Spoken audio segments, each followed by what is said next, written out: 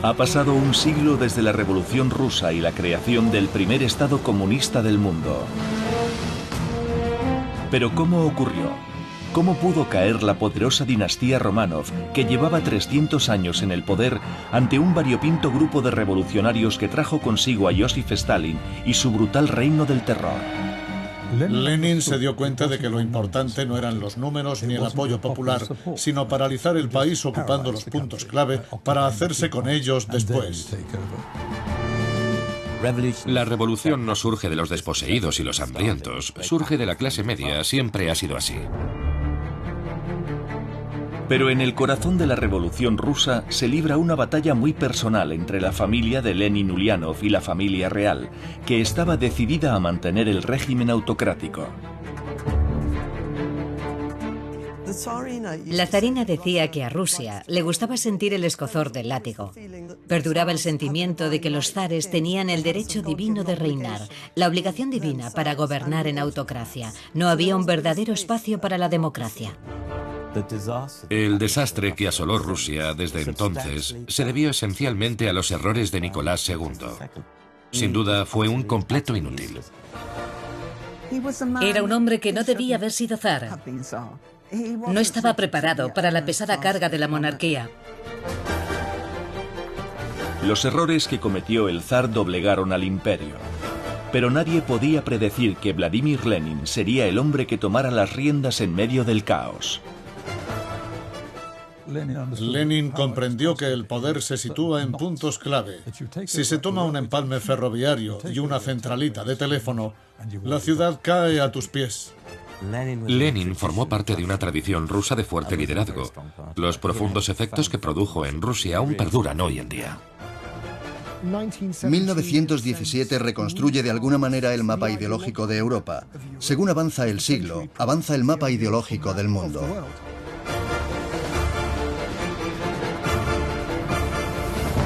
La Revolución Rusa.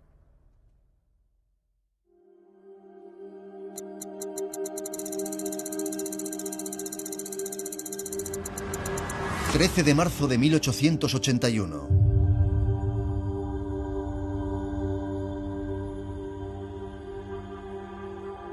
13 de marzo de 1881, San Petersburgo. El zar Alejandro II se dirige a pasar revista a sus tropas. Viaja en un carruaje a prueba de balas que le regaló Napoleón III. Esto es necesario puesto que el zar ha sufrido ya varios intentos de asesinato durante su reinado. Mucha gente quería acabar con el zar y con su gobierno. Y el hecho de que a mediados del siglo XIX aparecieran dos inventos que se expandieron por toda Rusia, el revólver y la dinamita, un potente explosivo, permitió a cualquier principiante organizarse y planear un asesinato. Fue una especie de prolongada campaña terrorista. Hubo muchos atentados contra el zar y tentativas de volar ese carruaje. Un terrorista que llevaba trabajando varios meses como carpintero en el Palacio de Invierno consiguió infiltrar una carga de explosivos que estuvo a punto de acabar con Alejandro II. El resultado, 11 personas muertas y otras 56 heridas. Hubo ocasiones en las que el zar estaba en la habitación equivocada en el momento adecuado y la explosión no lo alcanzó. Pero esta vez el zar no tuvo tanta suerte. Las piernas de Alejandro volaron en pedazos y la metralla destrozó su estómago. Trasladaron el cuerpo moribundo al Palacio de Invierno, donde su familia, los Románov, que llevaban reinando en Rusia casi 3 siglos, se horrorizaron al verlo. Solo duró 90 minutos, lo mismo que el terrorista. Sus piernas también saltaron por los aires. El asesinato de Alejandro II fue como el 11 de septiembre en Rusia. He leído noticias del periódico en los días posteriores al asesinato y son increíblemente gráficas respecto al daño físico que se produjo en el cuerpo de Alejandro. Hablaban de las piernas destrozadas y de los tendones que colgaban y de cosas por el estilo. Describían la herida que se había producido en el cuerpo del Estado y cómo habían quedado ambos cuerpos. El grupo responsable del ataque es Narodnaya Volia, la voluntad del pueblo.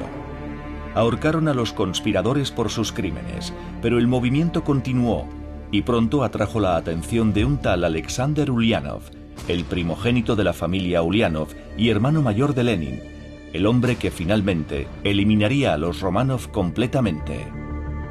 Pero en 1881 las predicciones de la voluntad del pueblo no se convirtieron en realidad. No hubo una gran revolución después de la muerte de Alejandro II. Le sucedió su hijo, Alejandro III, quien después de ver a su padre moribundo, juró que nunca correría la misma suerte. A pesar de la enorme agitación, el régimen autocrático ruso continuaría.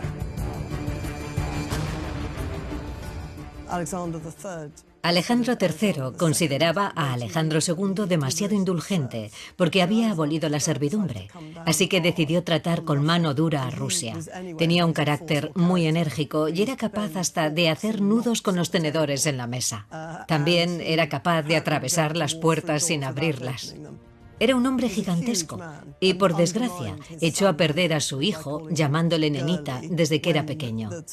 No sé qué efecto tendría en el zar Nicolás esa fuerte represión por parte de su padre y todo ese menosprecio. Alejandro III tenía muy mala prensa. La gente decía que estaba estancado, que era reaccionario, y era cierto, aunque por otra parte tenía cosas buenas. Nunca declaró la guerra a nadie, no como Alejandro II, que era extremadamente agresivo y peleó contra el Imperio turco y los chinos. Además, escuchaba a sus ministros. Puede que fuera un reaccionario, pero nombró ministros muy competentes y durante su reinado los ferrocarriles y el correo se convirtieron en unos de los mejores servicios de Europa. Era aburrido y bebía, pero tenía sus cualidades. Aunque parezca contradictorio, en aquella época Rusia era en realidad una sociedad dinámica en muchos aspectos. Tras su derrota en la Guerra de Crimea en 1850, comprendió que debía industrializarse para seguir siendo competitiva en el escenario internacional. Esa derrota a manos de los franceses y los británicos dejó claro que Rusia era un estado subdesarrollado. Sus ejércitos de campesinos no estaban a la altura de los poderes occidentales, y si Rusia quería ser alguien en el tablero internacional tenía que industrializarse. Rusia se modernizaba a un ritmo vertiginoso, pero su sistema político seguía siendo profundamente autocrático, a diferencia de casi todas las naciones europeas de aquella época. Por las condiciones de Rusia en aquellos años, las familias de clase media no tenían derecho a ninguna forma de expresión política.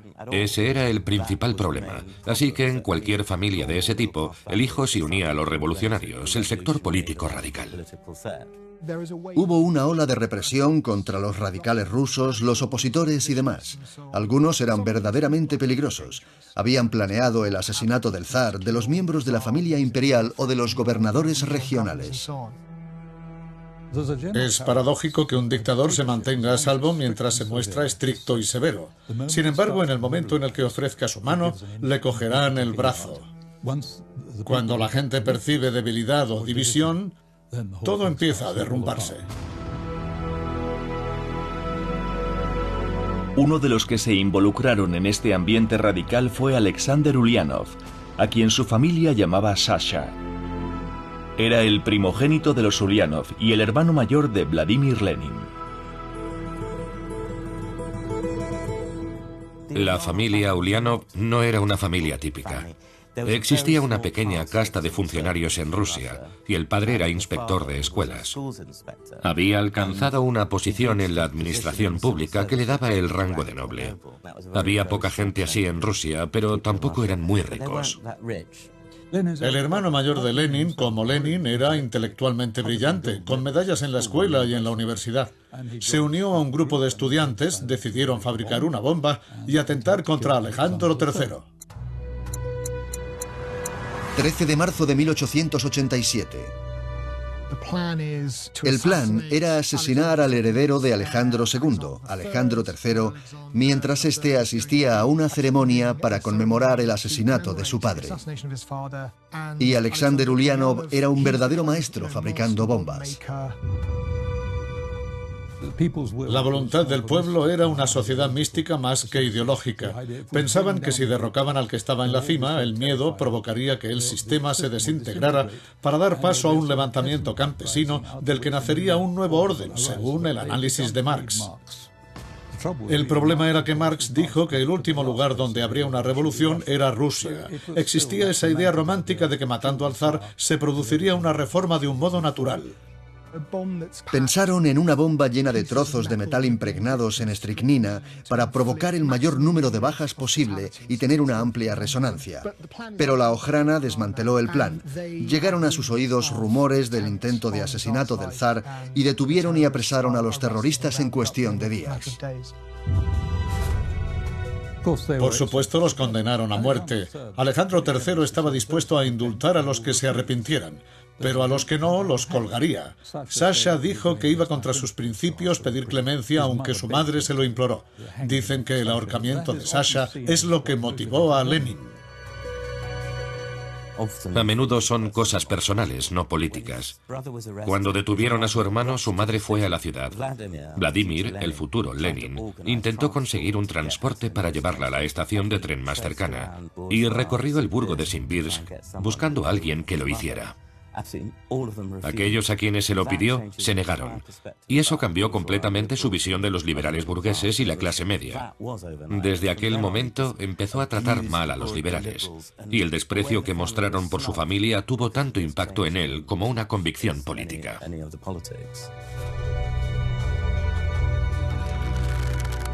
Sasha Ulianov fue ahorcado el 20 de mayo de 1887.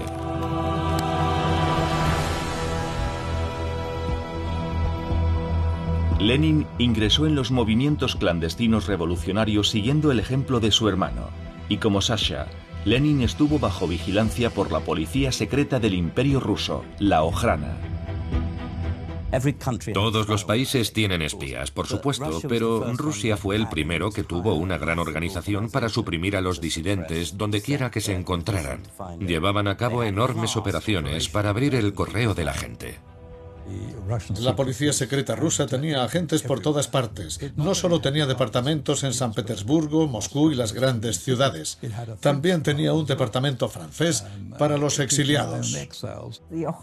La Okhrana los vigilaba y los seguía a la pista por toda Europa. Había que ir un paso por delante de ellos. Aunque uno se podía pasar 16 años de escondite en escondite, siempre por delante de la policía secreta.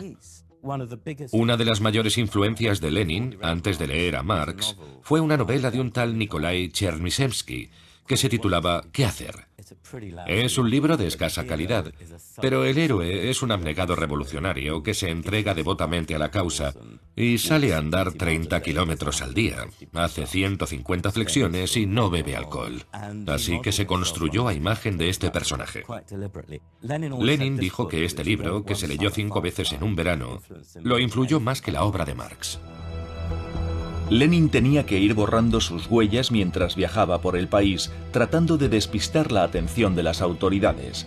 Al mismo tiempo, Nicolás, el heredero al trono, también estaba viajando por el Imperio ruso y por el extranjero. Fue un viaje anunciado a bombo y platillo, con un inesperado final en Japón.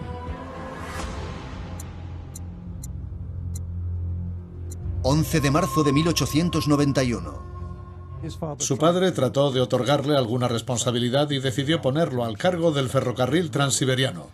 Así que atravesó Siberia, llegó hasta Vladivostok y después lo enviaron de misión a Japón.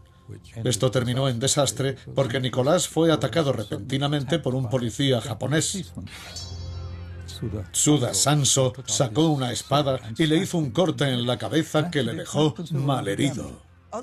Desde mi punto de vista, lo de Otsu fue un giro inesperado. No creo que hubiera un movimiento entre los japoneses contrario al zar, al que los propios japoneses temían.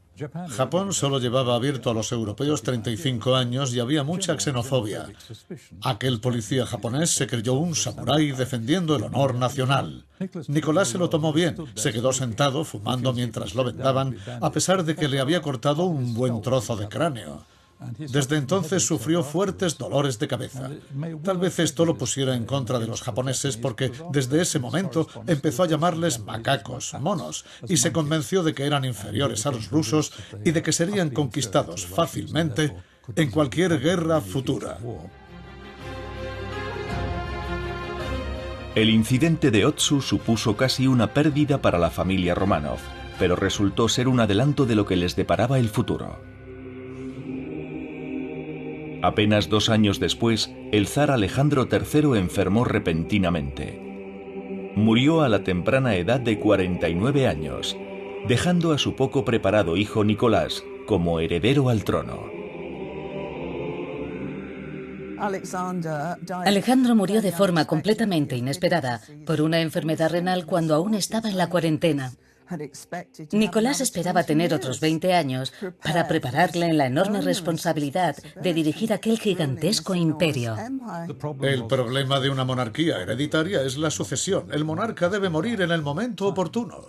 Cuando Alejandro murió con 49 años, sus ministros dijeron que era una pena que no hubiera muerto mucho antes para tener un pequeño zar que no pudiera tomar decisiones durante por lo menos 10 años y que así hubiera podido madurar un poco. Pero Nicolás siempre fue un poco infantil. Estaba aterrorizado cuando murió su padre, enfrentado ante la perspectiva de que recayera sobre él toda esa responsabilidad para la que había recibido tan poca preparación. Una semana después del entierro de su padre, Nicolás se casó con Alix de Hesse, una princesa alemana que se convirtió en la zarina Alejandra. Su origen supuso una amenaza para la familia Románov durante la Primera Guerra Mundial, pero los grandes problemas de Nicolás como monarca empezaron mucho antes. De hecho, el mismo día de su coronación se inauguró la tragedia. 26 de mayo de 1896.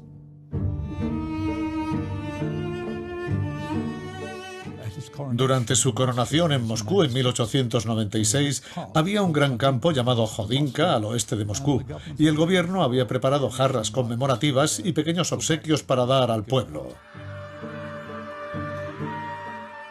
El vallado y las entradas se habían dispuesto mal, y cuando la gente avanzó para recibir los regalos, fueron aplastados. Murieron 1.500 personas en una espantosa tragedia. Esa noche había una fiesta en la embajada francesa y él no quería ir, pero lo convencieron para que asistiera. Esto se volvió en su contra y lo acusaron de ser alguien insensible. Dependía de los consejos de sus ministros.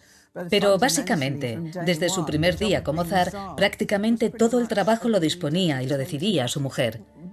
Ella tenía muy arraigado el concepto de autocracia y de su derecho divino.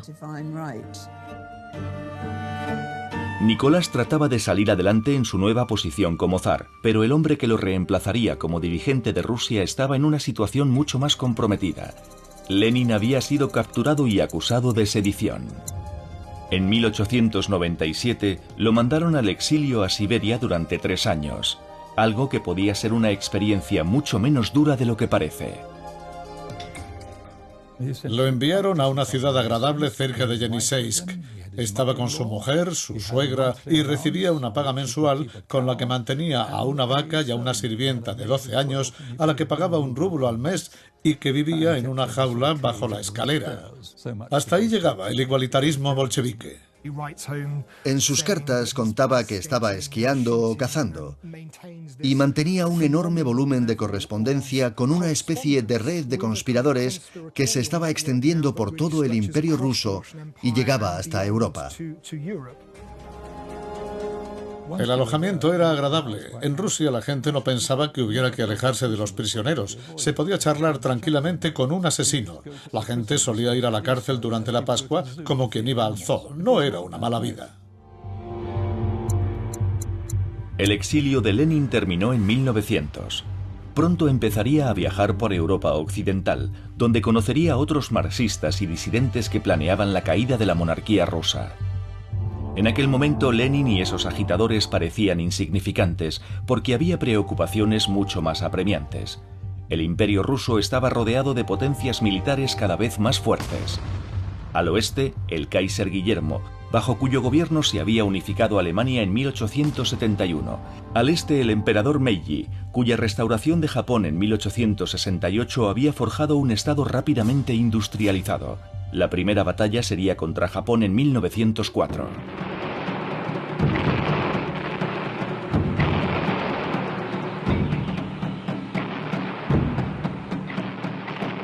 Pocos observadores mundiales esperaban que un ejército asiático se enfrentara a uno europeo.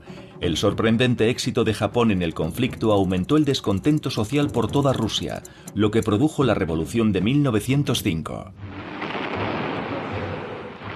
La guerra ruso-japonesa terminó de hundir los ánimos porque los rusos fueron derrotados y su flota destruida. Eso no ayudó al zar en sus esfuerzos por ganar popularidad. La guerra generó una mezcla de soldados y marineros resentidos cuyas vidas se habían desperdiciado luchando contra los japoneses en una derrota humillante. Al regresar y comprobar que las fábricas pagaban una miseria, hubo hambrunas y desórdenes. Fue el momento en que los soldados desencantados aprovecharon para organizarse. La respuesta al descontento de la población y a las peticiones de reforma fue brutal. Las tropas imperiales abrieron fuego ante los manifestantes. Los acontecimientos del Domingo Sangriento, como se llamó después, echaron a perder la reputación del zar para siempre. La matanza del Domingo Sangriento, de alguna manera, fue representativa del reinado de Nicolás II, porque debería haber tenido más sentido común o un buen asesor, pero no fue así. Los partidos revolucionarios estaban desprevenidos en 1905. Nadie se esperaba un Domingo Sangriento. Está muy claro que la guerra con Japón fue devastadora. No se habían dado cuenta de que Rusia había llegado a un punto crítico. Fue una protesta espontánea que terminó en un baño de sangre, porque las autoridades del zar atacaron a los manifestantes. Él no estaba allí presente cuando las tropas abrieron fuego. Sencillamente, reaccionó muy mal. Sentía que iba perdiendo popularidad, y cuando empezaron a llamarle Nicolás el Sanguinario, empezó a pasar la mayor parte del tiempo en el Palacio de Alejandro, en Sarkoyeseló, a 24 kilómetros de San Petersburgo. Se dio cuenta de que podrían intentar asesinarlo.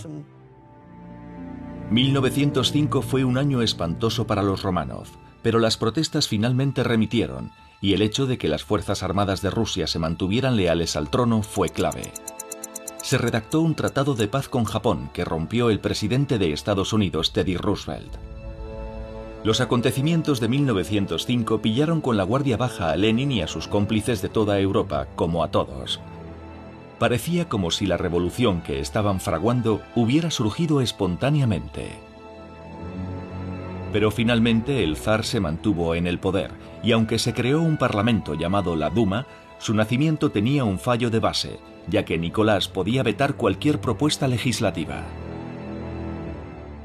Existía mucha rabia y resentimiento.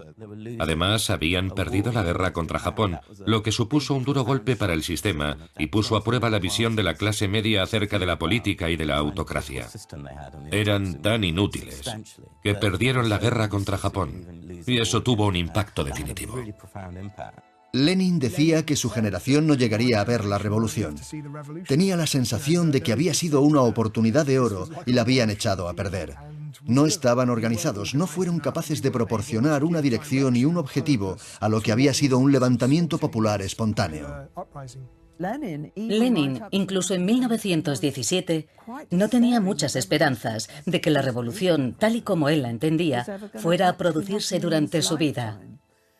Así que en 1905 fue un ensayo para lo que vendría, pero no se planeó como una revolución. Por el momento, el zar parecía a salvo. La guerra había terminado y el furor revolucionario había desaparecido. Esto no duraría mucho. En los años siguientes, tanto la familia Románov como la familia Uliánov tratarían con personalidades que serían fundamentales para el futuro de Rusia. Lenin conoció a un georgiano llamado Iosif Tsugatsvili, más conocido como Stalin. Aunque en su primer encuentro, Lenin no quedó muy impresionado. Lenin era el líder de la sección bolchevique y uno de los altos mandos. Stalin, en realidad, no era nadie. Al principio, Lenin casi no se fijó en Stalin, pero más tarde en Viena se dio cuenta de que era un hombre muy útil. Lenin tenía una actitud condescendiente hacia los que no eran rusos y lo llamaba el georgiano maravilloso. Lo consideraba valioso, como una especie de recadero. Aceptaba cualquier encargo. Siempre estaba dispuesto a matar, a robar, y no se detenía ante nada. Era físicamente capaz de meterse en una pelea. Lenin admiraba eso de Stalin, que era muy fuerte. Tenía la cualidad de intimidar a la gente y nunca hablaba, no como Trotsky. Por eso Lenin y Trotsky nunca congeniaron. El secreto de Stalin era parecer ignorante, mucho menos inteligente de lo que en realidad era. Hablaba idiomas, conocía profundamente el carácter humano. El secreto de Stalin era no elegir a los más fuertes para que trabajaran con él, porque los más fuertes querrían sucederle. Así que elegía perfiles bajos. Tenía a sus aliados consigo y sabía cómo hacer que la gente lo necesitara. Un año después, Lenin no recordaba su nombre, no se acordaba de haberlo conocido. Pero ya era indispensable, especialmente consiguiendo dinero.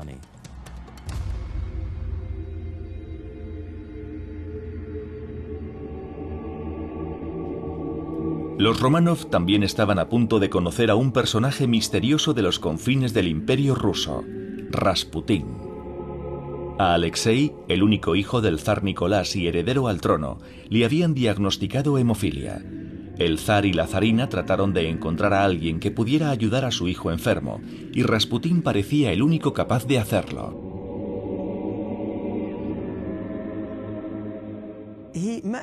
Le conocieron por primera vez por mediación de las hermanas negras, como llamaban a las princesas de Montenegro Militsa y Anastasia, que lo habían invitado al palacio de Militsa a tomar el té.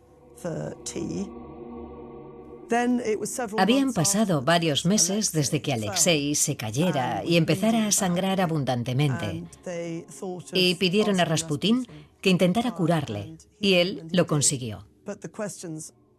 Aunque siempre quedará la duda de cómo lo curó, o si lo hizo de verdad, o si no hizo más que tranquilizar a la zarina porque ella pensaba que era un hombre de Dios. Es interesante que la aspirina empezara a usarse como analgésico, que Rasputín estuviera en contra de los medicamentos, que les recomendara que no le dieran aspirina y que aquello surtiera efecto. Si Alexei no hubiese sido hemofílico, la historia habría sido muy diferente, porque la participación de Rasputín suscitó tal resentimiento en la familia imperial que, sin duda alguna, propició la caída de la dinastía. La presencia de Rasputín provocó un escándalo en Rusia. Empezaron a correr rumores sobre la verdadera naturaleza de su relación con los Románov. Era un secreto. La prensa tenía prohibido mencionarlo, lo que llevó a la gente a pensar que sucedía algo terrible. En 1912 se abolieron las restricciones a la prensa y fue imposible evitar que los periódicos lo publicaran todo y Rasputín disparaba las ventas. Los periodistas lo adoraban. Podías leer las historias que contaban los dueños de los restaurantes y las prostitutas. La policía vendía informaciones sobre él. Se convirtió en todo un fenómeno. En 1911, un viejo amigo difundió algunas cartas que contenían notas apasionadas de la zarina, refiriéndose a Rasputín. Había comentarios del tipo: "Recibe un cálido beso", y cosas así. La presencia de Rasputín estaba llevando la reputación de la familia Románov a la ruina. Pero en 1913 surgió la oportunidad de reparar algo del daño. Se cumplían 300 años del reinado de los Románov y se organizaron grandes celebraciones por el aniversario que con suerte mejorarían la opinión pública. Sin embargo, otro intento de asesinato pronto se lo llevó todo por delante. 28 de junio de 1914.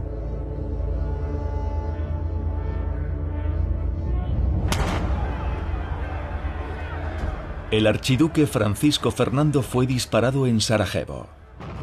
Estaba a punto de empezar la Primera Guerra Mundial. El fracaso de Rusia contra los japoneses casi termina con el reinado de Nicolás, pero no sobreviviría a una derrota frente a los alemanes. Como los alemanes peleaban contra los ingleses y los franceses con sus imperios en India y Argelia, y como muy pronto Estados Unidos entraría en la guerra, se podría pensar que Rusia tenía una esperanza. Pero el ejército ruso era muy peculiar porque los oficiales estaban muy motivados, pero los soldados no.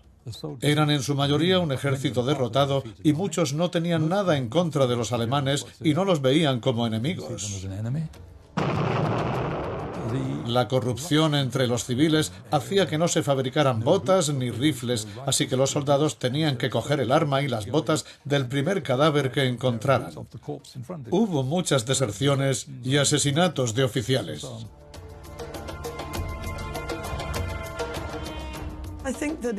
Creo que mayoritariamente se considera un desastre que decidiera tomar el mando de las tropas y apartar al gran duque Nicolás, que probablemente era un buen general. Al menos era una figura mucho más imponente que el zar. Finalmente parece que aquello dejó a la zarina y a Rasputín al mando. La guerra fue un desastre para Rusia. Un autócrata debe ser juzgado por sus decisiones autocráticas, y aquella fue una decisión nefasta. Y aún peor fue la decisión de colocarse al mando de la estrategia militar. Un tremendo error, porque cuando todo va mal, eres el único al que se puede culpar. Y el frente oriental estaba en un callejón sin salida.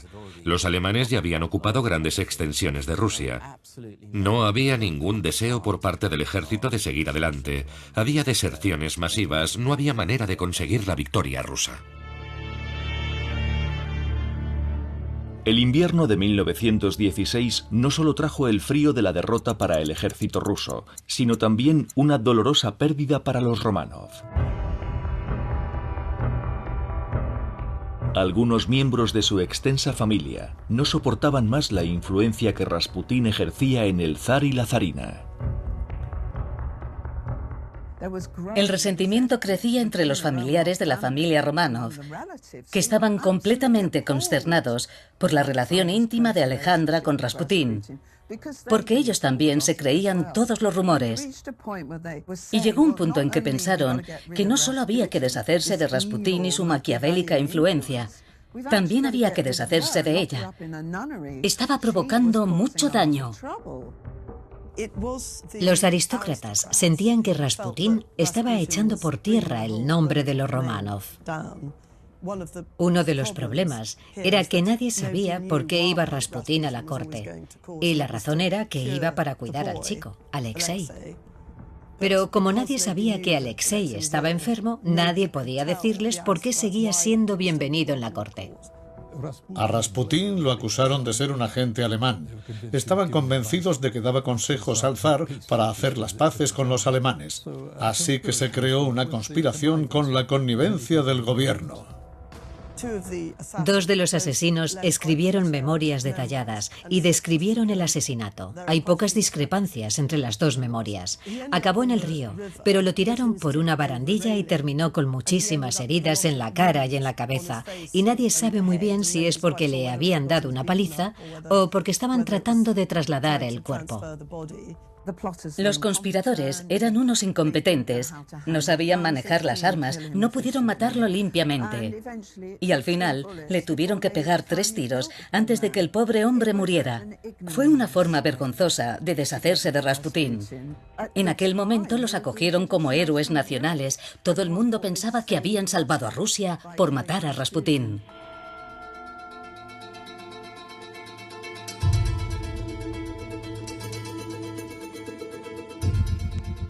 La etapa de Rasputín en la corte terminó de una manera brutal.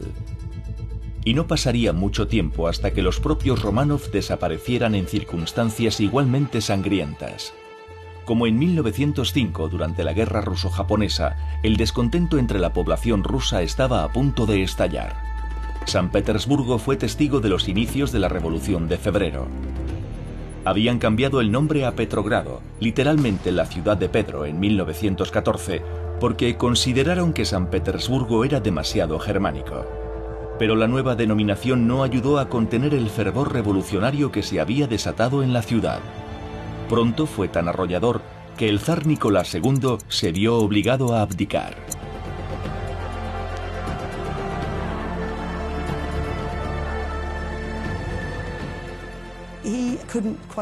No era capaz de aceptar la gravedad de la crisis.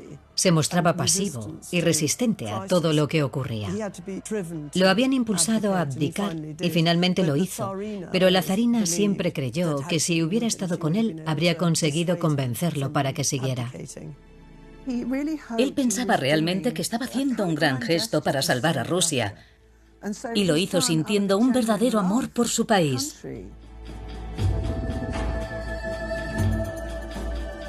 Con la abdicación al trono de Nicolás, se produjo un vacío de poder en Rusia con dos grandes facciones que luchaban por el poder en Petrogrado. Por un lado había un consejo de obreros y soldados conocido como el Soviet de Petrogrado, que contaba con León Trotsky entre sus miembros. Y por otro lado estaba el gobierno provisional ruso, establecido rápidamente con ministros del zar. Trasladaron a la familia Románov a Siberia para mantenerla a salvo. Pero pronto nadie estaría a salvo en Rusia. El gobierno provisional representaba la visión de una especie de Rusia liberal donde habría una comunidad de ciudadanos con igualdad de derechos, pero que consagraría una especie de orden liberal basado en el gobierno representativo. El Soviet supuso un tipo de Rusia muy diferente. El gobierno provisional hizo un intento de continuar con la guerra, pero no llegaron a un acuerdo. No pudieron seguir haciendo funcionar la economía y los hogares se quedaron sin pan. Así que la insatisfacción era cada vez mayor. Lenin estaba en Zúrich en aquel momento. Alguien entró en su habitación y dijo: ¿Has oído que hay una revolución? Al principio no se lo creyó. Después sí, y quiso volver a Rusia lo antes posible. Desde el primer momento en que estalló la guerra, Lenin estaba completamente en contra de ella. Su frase era: mejor que este país pierda, es mejor que gane el kaiserismo a que continúe el zarismo. Estaba diciendo básicamente que su propio país debía perder la guerra.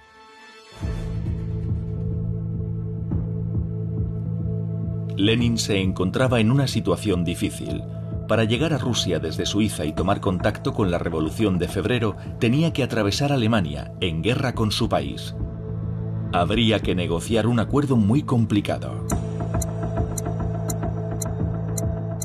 Yo diría que no fue Lenin quien hizo el movimiento, sino el alto mando alemán. Había recibido incentivos por parte de los alemanes. Le habían ofrecido dinero y siempre lo había rechazado, pero entonces no se mostró tan escrupuloso. Aceptó el famoso tren sellado por Alemania y desde el punto de vista alemán fue una táctica muy razonable. Lenin no firmó el acuerdo. Lenin nunca se manchó las manos. Lenin directamente nunca hizo nada que le pudiera perjudicar políticamente. El trato de devolverle, junto con su grupo de seguidores, de vuelta a Rusia, cuando estalló la revolución, se negoció con intermediarios. Tuvo que aguantar el tortuoso viaje hasta Alemania, cruzar Suecia, ir a Finlandia y volver a bajar. El tren dejó a Lenin en la estación de Finlandia en San Petersburgo. El gobierno provisional podría haber tenido la idea de aparecer con un pequeño número de personas para detenerlo, pero no se decidieron a hacerlo. Fueron muy ineficaces. La genialidad de Lenin hizo que llegara a la estación y diera un discurso desde el tren blindado. Exigió todo el poder para los soviets. Y no fue solo una petición de democracia directa en vez de democracia representativa, sino que se trataba de una petición desde un punto de vista más concreto de un futuro revolucionario donde todos los que estaban arriba se situarían debajo. El sistema de poder dual significaba que todo tenía que ser aprobado por el Soviet y el gobierno provisional, lo que condujo a una parálisis. Lenin era muy bueno en esto. Era muy hábil con las artes secretas y la propaganda, y las usó de forma brillante. Y le encantaba la revolución, esta parte de la revolución. Los bolcheviques estuvieron a punto de fracasar. En julio trataron de montar una revuelta en Petrogrado que fue sofocada. A mediados de julio, Lenin es acusado de traición. Se filtra una información. Los bolcheviques habían aceptado dinero de los alemanes. Así que lo detienen. Huye a Finlandia y está fuera del país durante bastante tiempo. Después vuelve e insiste. No hay poder en este país. Tomemos las estaciones de trenes y las oficinas de correos y tendremos el poder. Están ahí para tomarlas desde las calles. Podemos hacerlo. 31 de octubre de 1917.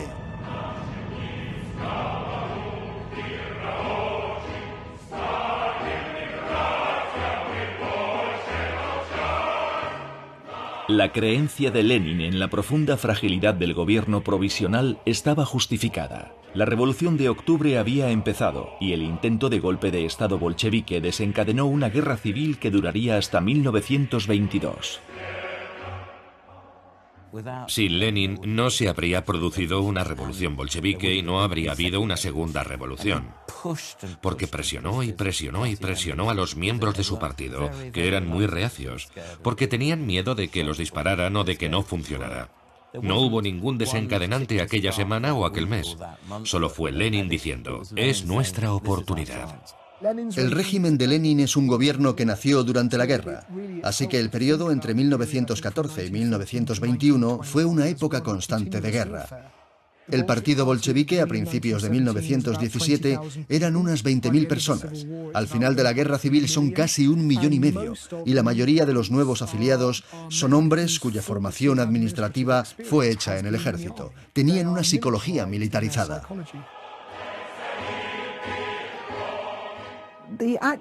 La verdadera revolución rusa tuvo lugar principalmente en Petrogrado y, por supuesto, en Moscú.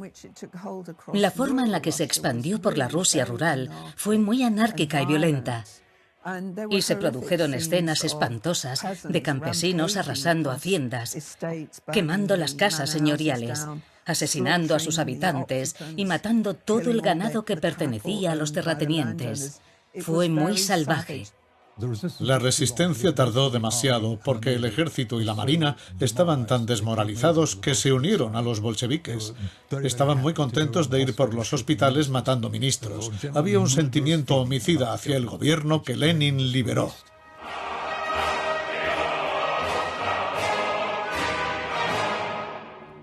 Lenin pronto se convirtió en el hombre más poderoso de Rusia.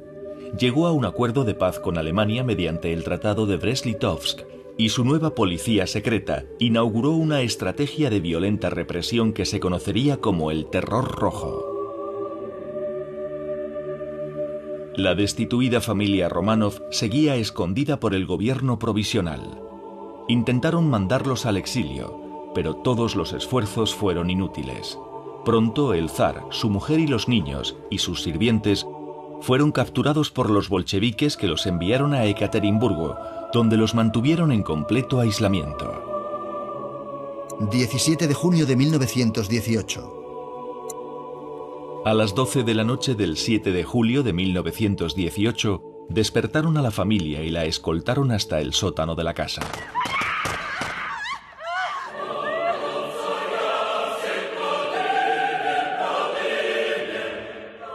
Esta dinastía, que había sido tan poderosa, autorizó en su día la ejecución de Sasha Ulianov, el hermano mayor de Lenin. Pero las tornas habían cambiado y los Románov dejaron de existir. La tragedia es que tenían 11 asesinos para disparar a 11 personas. Y a la hora de la verdad, creo que todos ellos estaban muy borrachos y nadie quería disparar a los niños. Así que dispararon primero al zar y a la zarina. De modo que para los niños tuvo que ser lo más terrorífico que se puede imaginar. Y aquello lo habían provocado indirectamente sus queridos padres a lo largo de los años.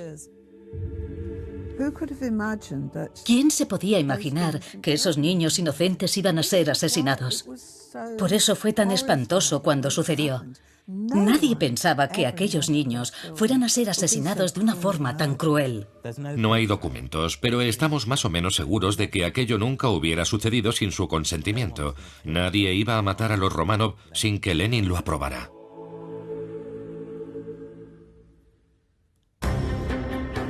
La madre de Nicolás II, la emperatriz Dagmar, consiguió escapar de la matanza en un barco que zarpó de Crimea junto con otros miembros de la extensa familia Románov. Pero la dinastía que había reinado en Rusia durante más de 3 siglos conoció un violento final. En 1922, la guerra civil en el país por fin había terminado con la victoria de los bolcheviques y el establecimiento de una nueva Unión Soviética. Lenin cimentó su poder desde el principio. Su organización era tan buena que contaba con los soldados y los marineros y, por encima de todo, con la policía secreta.